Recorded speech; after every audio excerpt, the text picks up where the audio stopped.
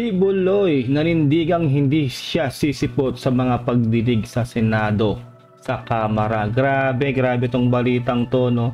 Talagang let maku itong si itong si Pacquiao, no? Itong si Pastor Apollo Kibuloy, talagang hindi daw siya sisipot, no? Kumbaga talagang hindi siya sumusunod sa batas dahil nga meron mga nagpoprotekta sa kanya. Panoorin po natin to at gawan po natin ang reaction mula po to sa News 5 Everywhere. Pasok. Nanindigan si Pastor Apollo Kibuloy na hindi siya sisipot sa mga pagdinig ng Kamara at Senado. Narito ang report.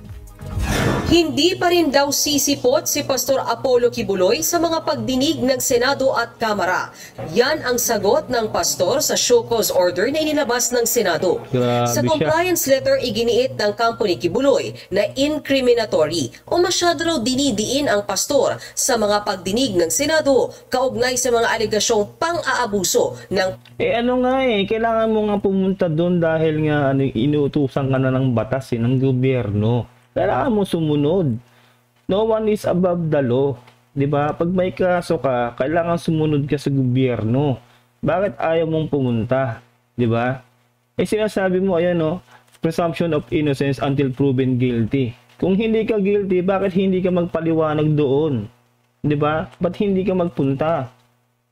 Diba? At ito namang ibang mga senador natin, ibang mga pinaprotektahan pa siya dahil sa utang na loob. Grabe, no? Pakinggan pa natin.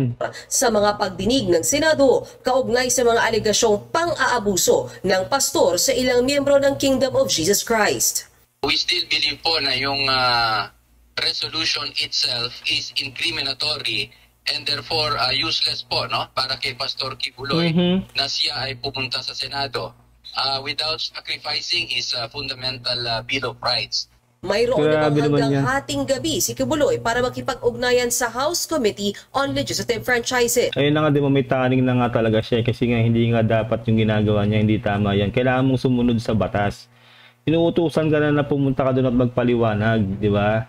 Bakit ayaw magpunta? Kung talagang hindi ka guilty, magpaliwanag ka lang. Wala namang mangyayaring masama sa'yo siguro sa dami ng ng supporter mo, sa dami ng backer mong senador at kung sino-sino pa. 'Di ba? Walang mangyayaring masama sa iyo, wag mong isipin yung safety.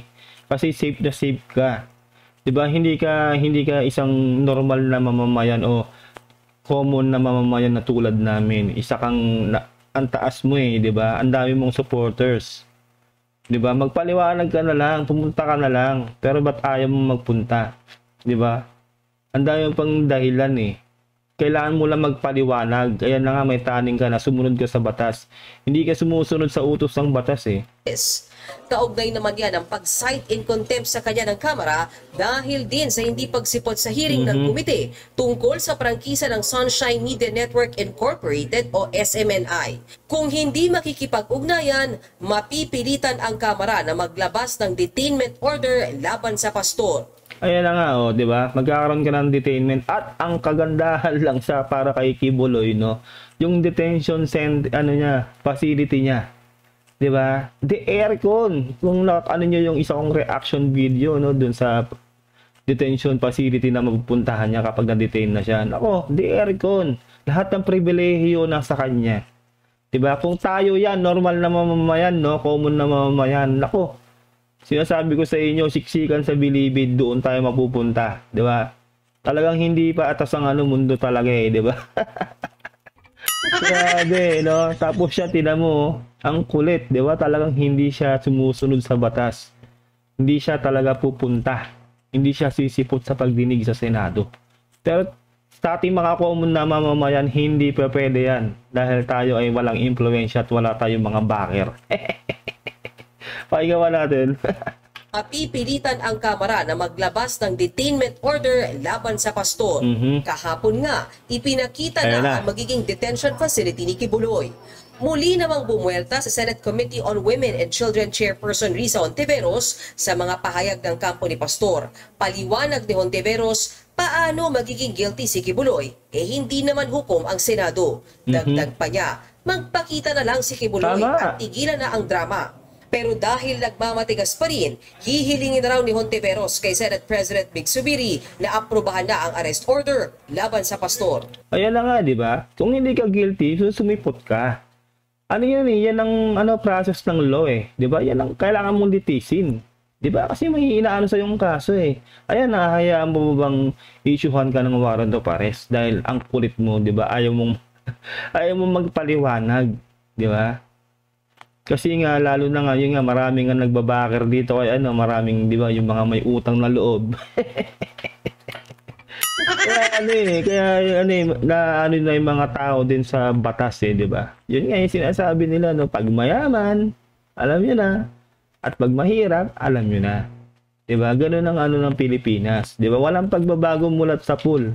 Di ba? Pag may impluwensya ka, talagang ganyan. Pag wala kang impluwensya at mahirap ka, ganun din ang mangyayari sa'yo. Alam nyo na yan, di ba? Kaya talagang nakakalungkot, no? Nakakalungkot na ganito sa Pilipinas hanggang ngayon. Di ba? Talagang talagang sobrang corrupt. Real talk, corrupt po ang Pilipinas talaga. Pakinggan pa natin. Pagtitiyak naman ni Hontiveros, ikukulong ang pastor dahil sa hindi niya pagsipot sa pagdinig. Una nang sinabi ng Philippine National Police na nakahanda silang ipatupad ang arrest order laban kay Quiboloy sakaling ilabas na ito. Actually, hindi nga kulong eh. Di ba? Para isipin nyo, no? Para lang siya magbabakasyon dun sa detention facility. Di ba? Napakaganda ng detention facility niya. Yun nga, the aircon. Talagang yung pwede siyang bisitahin kahit anong oras o araw. Di ba? Na hindi naman ganun sa normal na kulungan. Di ba? Talagang may araw lang at oras na pwede kang dalawin. The aircon pa siya dito. At pwede pa siyang magpa-deliver ng pagkain, di ba? At pwede pa siyang gumamit ng cellphone sa umaga at sa hapon, di ba? Grabe na yung mga niya, yung mga benefits, di ba?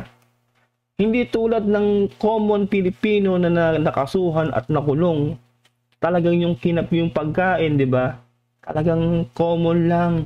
Hindi naka-aircon, siksikan, halos magkasakit doon sa kulungan. Diba? Dahil nga sobrang init, sobrang siksikan, diba? Talagang hindi patas talaga eh. Kaya kailangan itong si Apollo Quiboloy ay sumipot na siya, no? Kasi nga talagang siya eh, inaano niya yung batas, diba? Sinusuway niya talaga yung batas. Grabe. Patupad ang arrest order laban kay Quiboloy sakaling ilabas na ito. Mga kapatid, may anlos pa. Ayun lang nga, tapos na nga to. At nako, talaga kayang kahinat na nitong kaso na to ni Quiboloy, no? At ayun na nga, talagang hindi pa rin tumitigil ang mga supporters talaga niya na may impluwensya talaga, lalong-lalo na sa Senado. 'Di ba?